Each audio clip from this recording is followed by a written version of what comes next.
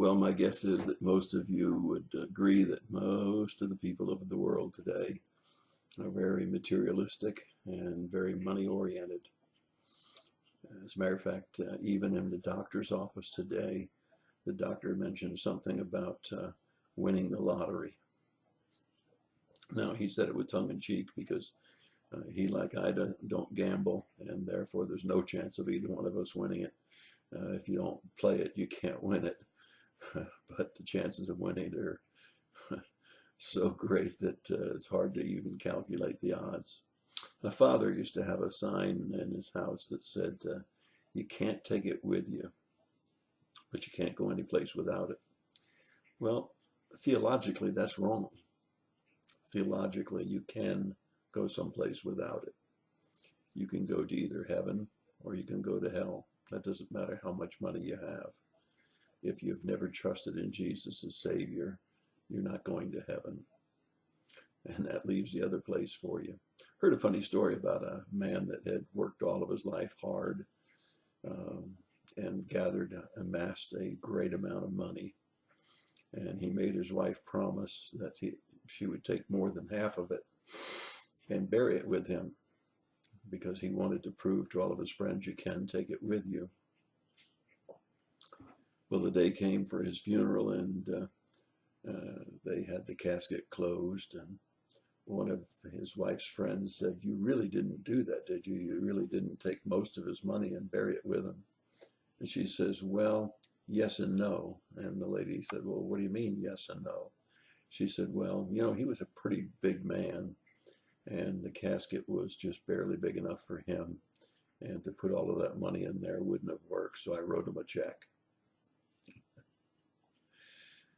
Ecclesiastes 5:10 says, he who loves money will not be satisfied with money, nor he who loves an abundance with its income. This too is vanity. When good things increase, those who consume them increase. So what is the advantage to their owners except to look on? The sleep of the working man is pleasant, whether he eats little or much, but a full stomach of the rich man does not allow him to sleep.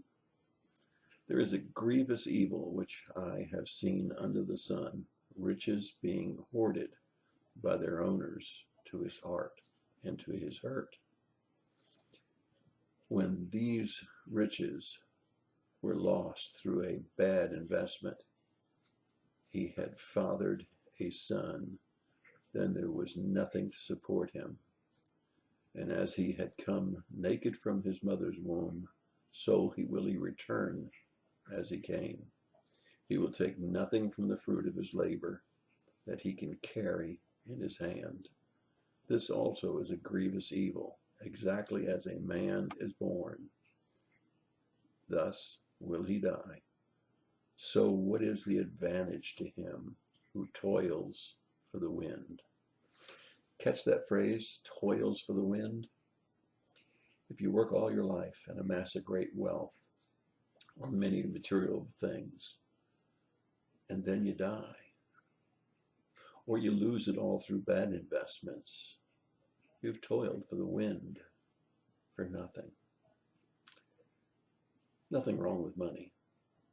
And money certainly can help a lot of causes.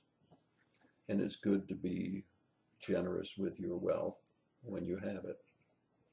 On the other hand, money and the love of money can also be your ruin.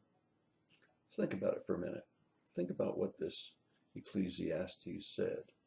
It said the man who goes to sleep having making a glutton of himself can't sleep, but the man that labors hard will sleep well.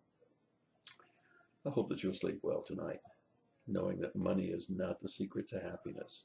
The secret to happiness is a relationship with Jesus Christ. That's your thought for the day. God bless you and have a great day.